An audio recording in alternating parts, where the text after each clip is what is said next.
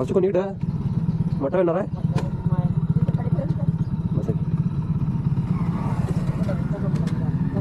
कोणीकडं कुठं हे चालाय तुम्ही इकडं म्हणजे कुठं वाटपट नाही इथनं इथून जावं लागते मग तुम्ही या वयात कामाला जाताय म्हणल्यावर काय भारी काम लेक वारल्या दोघं लेक वारल्यात सुनबी वारली नाती दिल्या 2 आहेत आता नातून ना नातली कोल्हापूरला दाखल्या शाळेला होय 11वीला आता काय करायलाच पाहिजे आता एवढं प्रॉब्लेम आहे म्हणजे बरोबर बरोबर घरात चालायला पाहिजे रान वगैरे काय नाही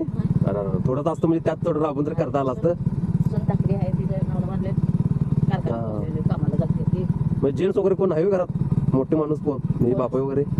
अरे बापरे मला प्रॉब्लेम झाला की मोठा काय करतेस बाबा बरोबर आहे ते माणशी जाते ती दाखली मग आता ती आई बाबाच्या बरोबर बरोबर